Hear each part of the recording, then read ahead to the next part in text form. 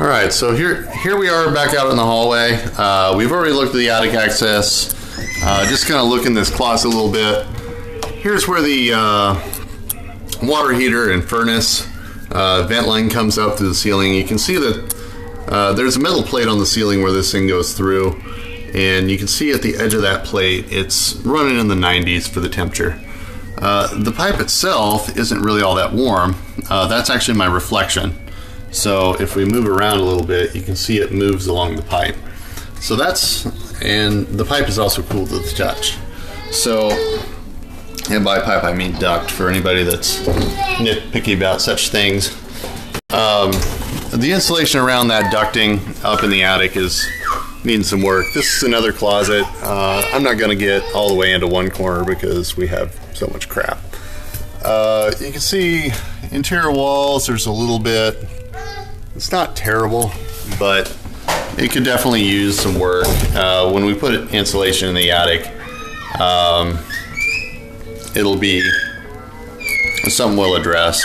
Just extra insulation for the whole attic. This is actually the thermostat and the security system. That is a baby. He is currently in baby jail and talking to us. Before I started doing the video, I had the TV on so you can see it's still a little warm. You can also see the reflection on the screen. Up above that, we had some work done, and this is where they pulled cables down into the wall. So that was what I was talking about with the insulation at the top of the wall. They didn't come back in and re-insulate it the way they should have. That's a baby monitor. You'll notice that we have a lot of those.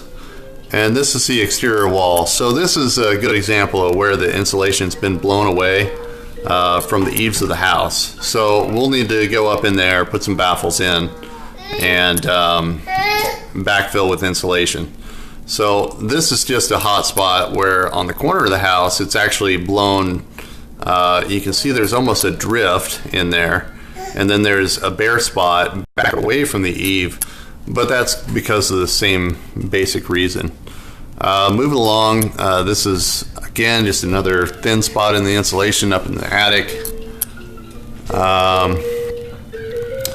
Coming back, we have this fan is pretty bad. The electrical box up around where it's mounted must not have hardly anything around it.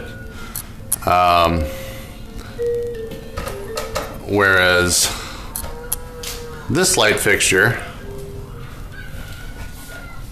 that's the way they should look. This one could use a little bit more insulation, but it's pretty good. You can see that there's not a huge temperature difference. There's this random hot spot over on the wall, but the light fixture itself shouldn't have a lot of difference in the temperature, and all the lights in the house are off right now. So we're not seeing anything from the lights themselves. This is behind the refrigerator. We had some electrical work done and a water line run, so it's not too bad. They pulled some bad insulation along a board, so not as good as it could be, but it's not terrible. This is that sliding glass door I was talking about. Glass is a really good conductor. You think Pyrex cookware, and you're just not going to be able to get as good of an R value on that. This is another spot along the eave on the back of the house. Because of the way the house faces, most of our problems are on the front side, not so much the back side of the house. The eaves are also larger, and so when there is a wind, we get more airflow. It blocks more off and just puts it up into the attic.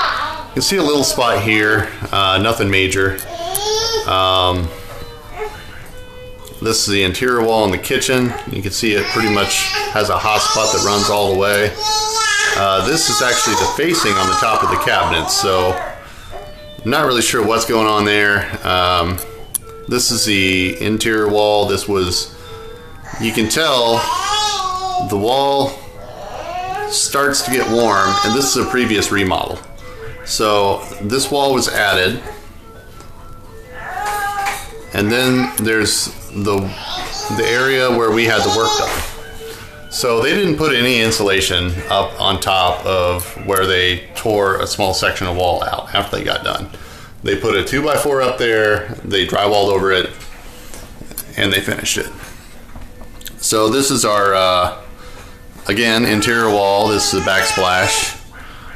We have pretty good insulation. You can see the hand towel, it's saying 64 degrees. It's just a little bit damp, so it's actually going to get that evaporative cooling. And then the wall itself, I'm seeing 77 degrees. These thermal cameras aren't super reliable on a high gloss surface. We have a gloss tile backsplash, so it reads a little bit high. Same thing with the stovetop here. Stove's not on. But it's showing that it's got a hot spot on it, and that's actually a reflection. Again, you can see my reflection in the microwave there, the microwave handle.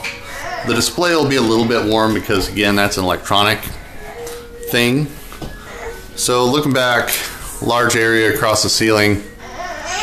We have a spot that is just, that's the wall that we talked about. And then over here, this is another light fixture that needs the insulation looked at around it. It's not as hot as the exterior wall, so it's kind of difficult to get a temperature on it. And then this is a thin spot in the insulation. Probably they brushed their foot across the top of the wall while they were pulling this cable through here. Take a look down the stairs. We have the light switch by the front door. Around the door itself, could redo the weather stripping, and that is about it. So it sounds like I need to go take care of a small child. So that is a thermal look at